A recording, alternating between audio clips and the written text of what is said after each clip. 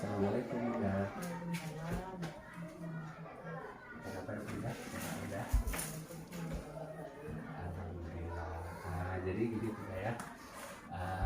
Kebetulan saya ada tugas nih Bunda ya. Tugas dari guru penggerak ingin mewawancarai Bunda sebagai kepala sekolah saya yang ada di sekolah ini Bunda ya. Jadi tugas ini akan saya upload nanti di LMS.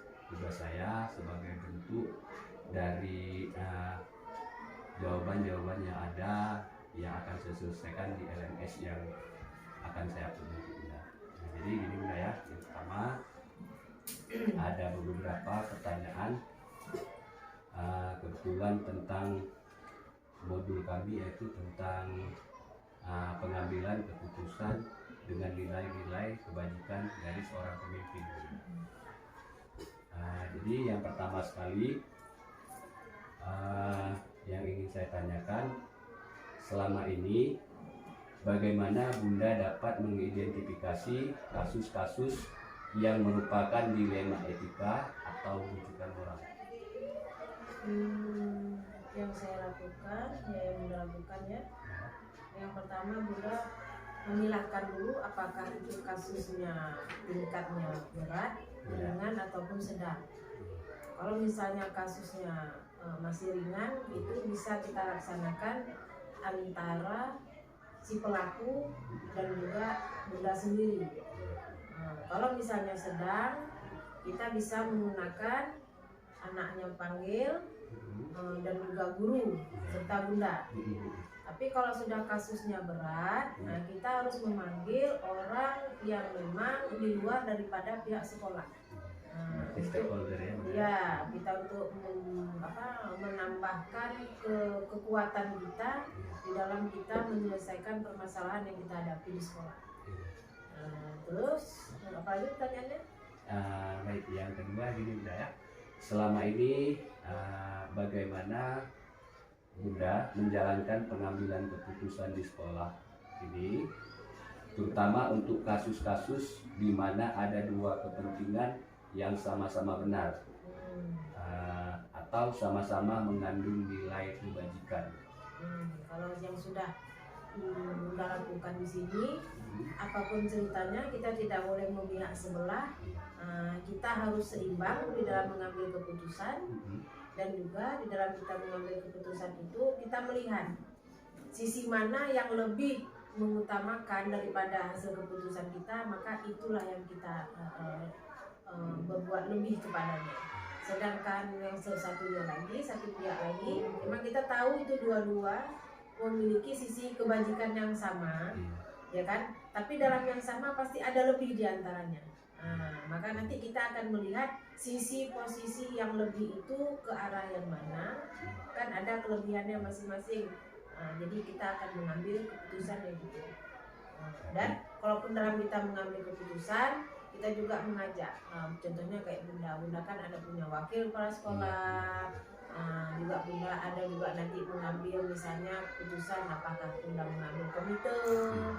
Kalaupun misalnya Bunda nggak sanggup sendiri, Bunda panggil pengawas. Karena mereka adalah merupakan rekan-rekan kerja yang ada di sekolah kita, khususnya SD Pahlawan. Lagi? Baik. Kemudian langkah-langkah atau prosedur apa yang biasa Bunda lakukan selama ini? Prosedurnya ya?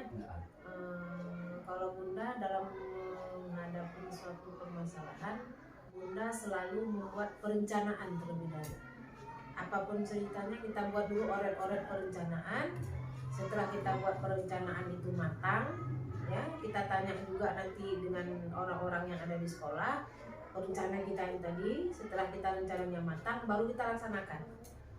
Setelah kita laksanakan nanti, baru nanti kita evaluasi kegiatan yang sudah kita laksanakan itu kekurangannya di mana, kelebihannya di mana. Maka untuk ke depan apabila kita akan melaksanakan kegiatan lagi, tidak ada lagi terjadi hal-hal yang kurang puas menurut kita. Itu misalnya. Jadi evaluasi dan merefleksikan kegiatan tersebut ya. Kemudian hal-hal apa saja yang selama ini Bunda dianggap efektif dalam pengambilan keputusan pada kasus-kasus dilema etika. Artinya dilema etika ini sebuah kasus artinya benar melawan benar. Benar melawan benar ya. Jadi contohnya?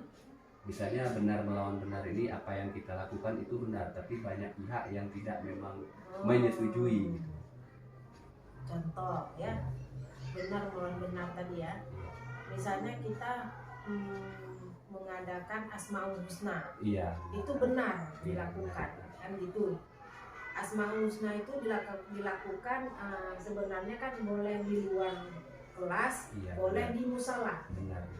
Itu kan benar. Benar ya. Namun kadang-kadang Bunda sendiri dilema menghadapi perkataan omongan orang. Benar. Kenapa harus di luar? Kita kan punya gedung. Jadi Bunda otomatis mengambil keputusan. Bunda menganggap itu kan merupakan supaya anak tadi itu ada perubahan daripada kegiatan yang dilakukan oleh guru. Oh, kalau melakukannya di dalam ruangan begini dia hasilnya, kalau di luar begini dia hasilnya. Makanya itu penggabungan daripada di dalam dan di luar itu Bunda lakukan, walaupun Bunda menghadapi beberapa dilema dari masyarakat ataupun media yang lain. Artinya kalau Bunda misalnya harinya hujan, ya, maka ya mau nggak mau kita harus melaksanakannya di dalam ya.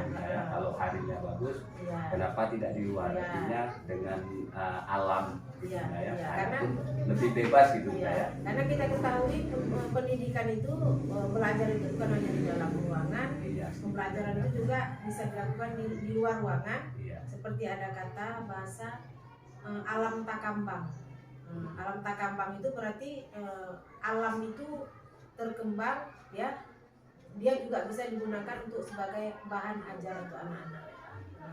Jadi menurut Bunda seperti yang kata Pak Buhari tadi, saat hujan anak di dalam ruangan, saat enggak hujan hari bagus anak-anak di luar ruangan, supaya dia juga bisa bebas pada saat dia mengapresiasikan suaranya yang besar untuk mengucapkan lafaz-lafaz ayat suci Al-Quran dan juga Asmaul Husna. Nah, hal-hal apa saja yang selama ini merupakan tantangan dalam pengambilan keputusan pada kasus-kasus dilema etika ini? Tantangan yang Bunda hadapi? Tantangannya dari pihak-pihak wali murid, ada juga dari pihak-pihak guru, dari pihak-pihak komite juga, masyarakat. Namun tantangan itu setelah diselidiki ternyata karena kurang komunikasi.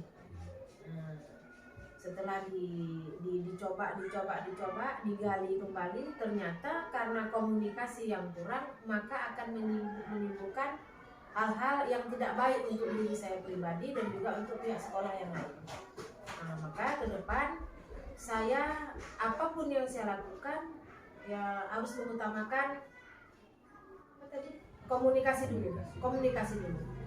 Setelah komunikasinya bagus, alhamdulillah semua apapun yang direncanakan akan berjalan dengan baik dan lancar. Artinya komunikasi dan kolaborasi. Iya, komunikasi dan kerjasama ya, betul. Kemudian apakah Bunda memiliki sebuah tata kelola atau jadwal tertentu dalam sebuah penyelesaian kasus dilema etika? Apakah Bunda langsung menyelesaikan di tempat atau memiliki sebuah jadwal untuk menyelesaikannya? Bentuk atau prosedur seperti apa yang dijalankan? Kita tengok kasusnya. Ada kasus yang memang prosedurnya itu kita tidak memprosedurkan, ada juga kasus yang memang harus ada prosedur. Jadi kita tengok tingkat daripada tingkat daripada kesukaran ataupun tingkat daripada hal yang sedang dihadapi itu. Kalau memang tingkatnya tingkat biasa-biasa saja ya langsung kita tuntaskan pada hari itu terus. Tapi kalau memang kira-kira itu memang membutuhkan waktu yang lama, maka kita buat dulu perencanaan apa-apa saja yang harus kita lakukan. Setelah kita lakukan itu nanti apabila ada kendala, apalagi yang harus kita tindakan, apalagi yang harus kita lakukan. Berarti kita tengok menurut kasus yang kita hadapi. Ada dua versi dalam arti kata, ada yang perlu kita ambil tindakan langsung, ada juga yang perlu kita buat perencanaan yang matang. Jadi penjelasan gitu.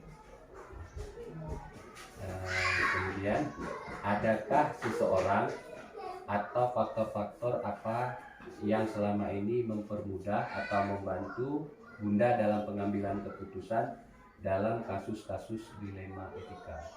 Ada yang pertama ya, ada guru yang membantu Bunda dalam mengatasi kasus-kasus itu, yang mudah-mudahan kasus itu tidak terjadi lagi.